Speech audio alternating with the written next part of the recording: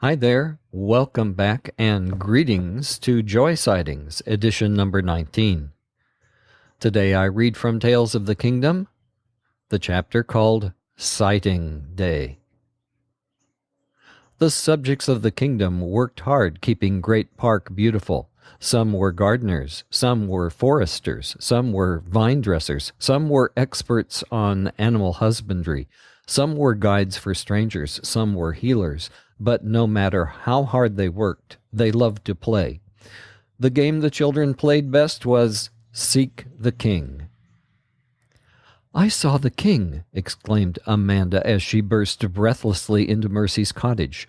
Two little red foxes came bounding through the door after her, one bumping to a halt on top of the other. "I saw the king on sighting day," she repeated, proud of her success. "How wonderful," replied Mercy, who had just walked Man Who Sat Like Stone to a chair by a window where the sun shone in. Once seated, the man didn't move. He didn't turn his head. He didn't say a word. Mercy said he must have experienced some awful grief in his life. Hero's little brother often crawled into the man's lap and patted his cheek, but still he didn't move. In a way, they were two of a kind. Little Child never said a word, and the man never laughed. Often the two sat quietly together in the sunshine. "Sighting day means the king takes time to play," Amanda said, turning to explain to Hero, who was still too cautious for the lively girl. Mercy explained further. "The children try to find the king all over Great Park on sighting day. It's a huge game of Seek the King. He appears in disguises, and once a child makes a sighting, he can go to the practice field where the king and the children play the rest of the afternoon.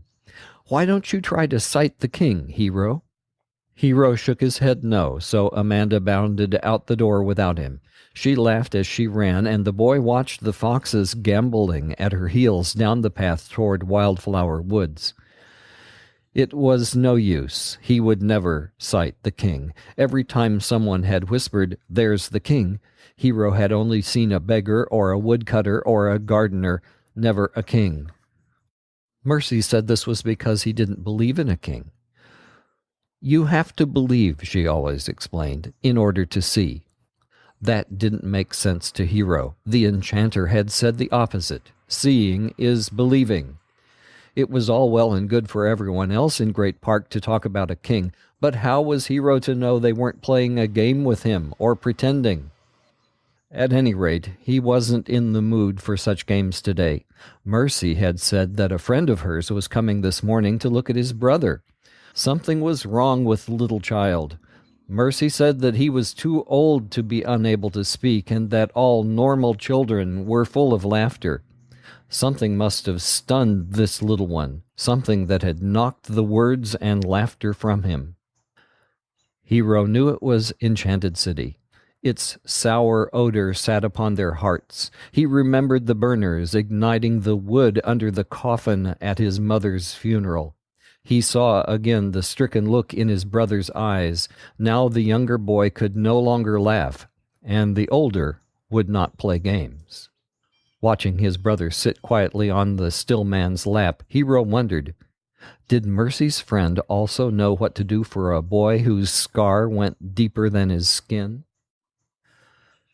Hero thought he heard someone call, "Sighting!" But instead of the king, a peasant stepped into the cottage. He was wearing a collarless shirt and worn breeches. His hair curled beneath an old brimmed hat which he hung beside the door. He banged cheerfully on the doorpost. He called, "Where's my friend?" Hero thought he'd meant Mercy, but instead the old woman pointed to Little Child sitting by the window. "Here he is," she said. "Here's your friend."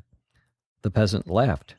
"I thought my friend would like to go with me today. We can watch the sun make the grapes fat. Or we can listen to the bees singing in the flower garden. Or we can race the ducks across Duck Pond." He produced a birch bark boat with tiny sails and small acorn people. The man handed the toy to the child, who took it carefully. Then suddenly the peasant did a flip and then walked around the room on his hands. Hero gasped in surprise, and Mercy laughed. The peasant walked to the door, his feet waving in the air. "Come on, my friend, let's go see the ducks." To their amazement, Hero's brother climbed down from the still man's lap. Mercy handed the child the peasant's hat, and he followed the upside-down figure out of the door and down the path. Hero thought he heard the beginnings of a boy's chuckle. Hero stayed around the cottage all that morning. In a way, he wished the peasant had asked him to go along. He chopped wood for the fireplace, careful not to get too close to the fire. He fed the pigs. He helped Mercy care for Man Who Sat Like Stone. He swept the floor. Early in the afternoon, a young man returned, carrying Hero's brother asleep in his arms. The little boy's thumb was in his mouth. There were berry stains on his cheek and chin. "Well, we had quite a morning," said the young man, after Little Child had been placed in bed.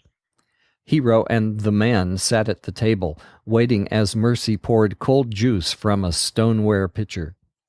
"Where did the peasant go?" Hero asked. The young man smiled. "To find the king. It's sighting day, you know. Say, have you ever heard a bee chorus? We did. It's amazing. They buzz in harmony. There was one old drone who was off tune, but the queen soon silenced him." Mercy laughed. "Then we raced boats. There were 50 ducks and 50 boats and hundreds of children. The ducks won, but our boat came in second."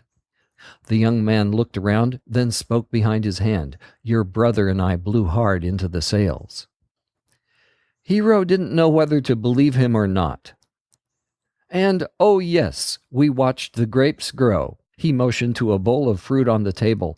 Hero had thought they were plums, but now he saw that they were huge grapes plucked off the stem. We watched a bit too long.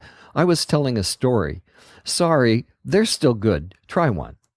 Hero reached over and bit into a grape. It was luscious. He scratched his head. How had the grape grown so large? The young man was still talking. "And you'll be glad to know your little brother laughed. He loves to see people walk on their hands."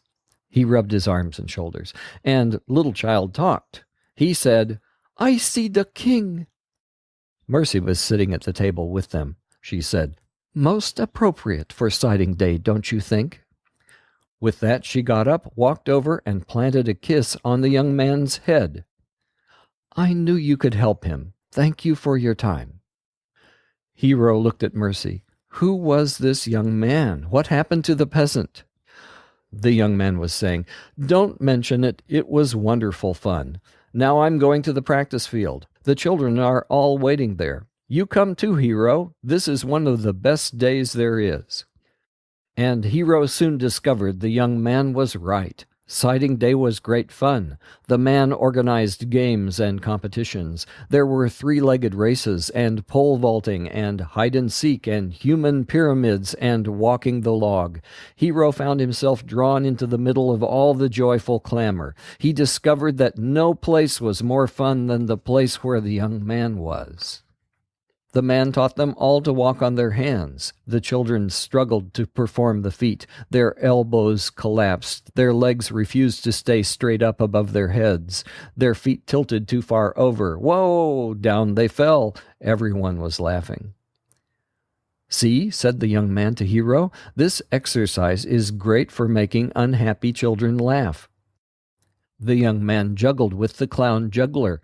They almost dropped oranges, and almost bungled their throws, and almost missed catching the falling objects. All the children laughed and clapped and cheered.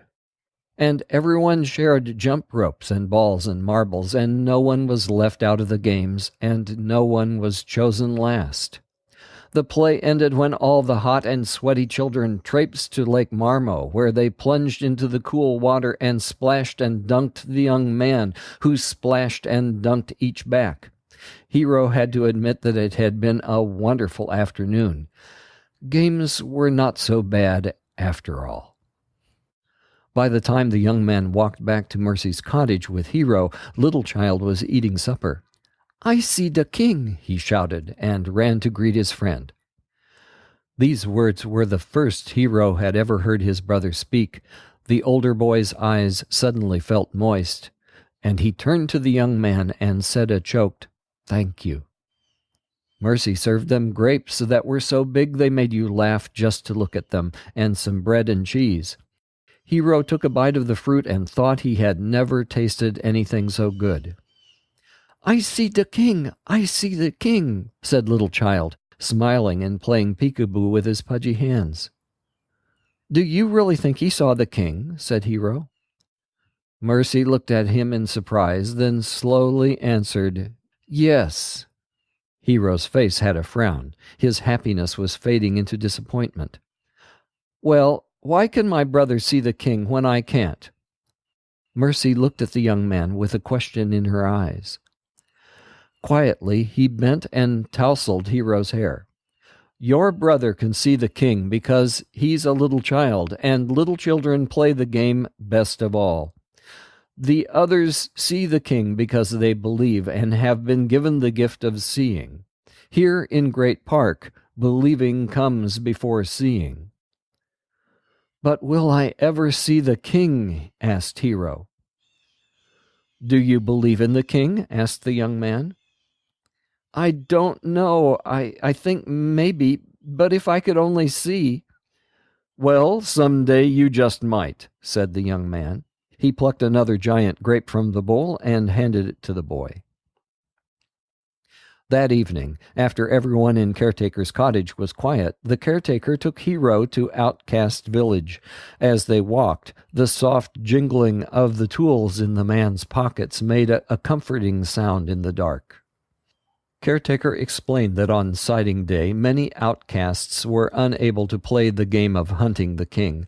Some were wounded, some were blinded, others were mending from their diseases.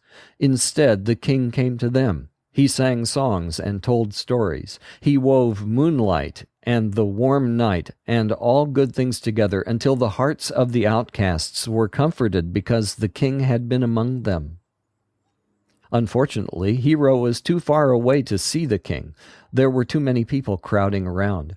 The night was too full of shadows, but he heard a man's voice lifted into the sweet night air. Then all the people sang along. Soon that song ended and another began. The boy felt strangely peaceful and thought that the ugly burn on his face might not really be so important. Someone began to walk among the people. Hero could see a form moving closer to him, stopping and talking to each outcast. He hoped it was the king. Hero peered into the night. It was only a beggar. The man was wearing a brown cloak and hood. "Hero?" the beggar asked. "Hero, don't you know me?" Hero wanted to say, "You're nothing but a beggar," but something in the man's voice stopped him. "You must see me with your brother's eyes," the beggar said. "You must see me as he sees me." The beggar took off his hood and cloak. Hero tried to see him with his brother's eyes, his brother who had sighted the king. And then, why yes, it was the peasant who had come into the cottage that morning and carried Little Child off. "Hero," said the peasant, "can you do this?" He sprang onto his hands and balanced his feet in the air as he moved across the grass. Hero hadn't spent all afternoon at the practice field for nothing. He lifted his hands above his head, then went down to the ground with his feet in the air. He walked around awkwardly until he faced the old peasant. They looked at each other upside down. The peasant now wore the face of the young man. Hero began to laugh. "Yes," he said, just before he lost his balance and he tumbled to the ground. "You're the young man." Suddenly it all came together. Hero understood.